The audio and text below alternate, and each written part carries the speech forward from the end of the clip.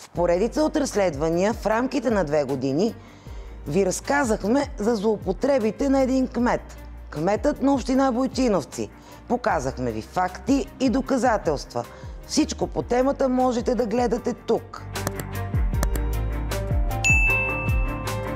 Преди година Европейската прокуратура влезе в община Бойчиновци, а преди няколко месеца последваха арести. Светлин Сретениев бе задържан, а по-късно освободен с мярка парична гаранция. Към днешна дата той не е отстранен от длъжността кмет, въпреки че е с повдигнато обвинение. Свидетели по делото се срещнаха с екипа ни и споделиха, че са мишена на манипулации и заплахи. Срещаме ви с един от тях. Той твърди, че след като е дал показания в прокуратурата, в автомобила му са подхвърлени наркотици. И това не е случайност, а целенасочен удар. Вижте разказа му. Ти си свидетел по делото за злоупотребите на кмета на Бойчиновци, нали така? Да. Дал си показания пред прокуратурата. Да. Не трябваше ли ти да бъдеш таен свидетел? По принцип трябваше. Какво се случи обаче?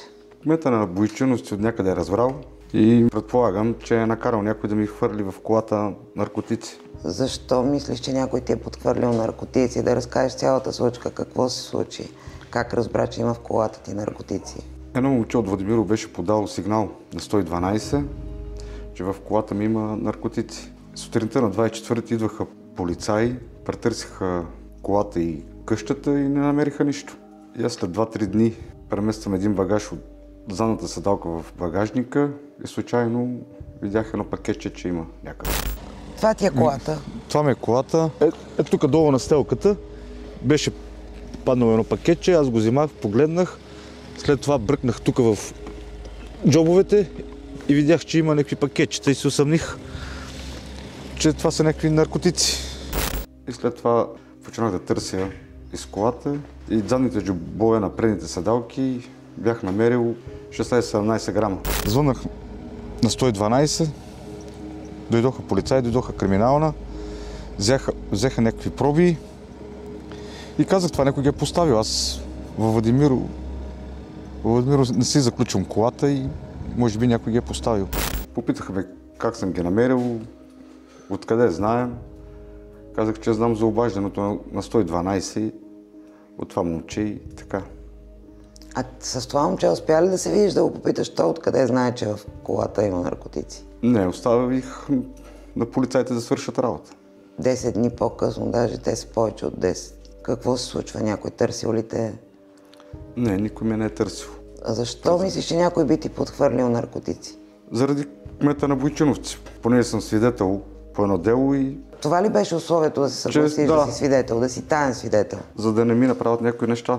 Сега страхуваш ли се, че си е разкрит? Да, притеснявам се, страхувам се. Може да направят всичко. Ще пуснеш и жалба в прокуратурата и там, където си дал показания? Ще отида да пусна и жалба. Страхувам се за живота на моя и на близките. За това, че си дал показания? Че съм дал показания, да. Сигналът беше, че имам наркотици и оръжие в колата и в къщи ми. А ти имаш оръжие? Не, нямам. Ти употребяваш ли наркотици? Не. Даже не знам как изглеждат. Някой иска, желая, нали, не ми вярва, може да седна на детектора на лъжата, да ме тестват там. Че те не са... Аз не се занимавам с наркотици, с оръжие, с такива неща. Те казаха ли ти какви наркотици са открити в автомобила ти? Казаха там някакви, но аз не разбирам и не съм запомнил. И от тогава нещо случва ли се? Някой търси ли те? Никой не ме търси. Ти къде ги даде тези показания? Аз ги дал в София. Те обещаха, че бъда таен свидетел, но тук в Монтана и Бойчиновци вече знаех. Споделял ли си с някой, че ще даваш показания? Не съм споделял с никой.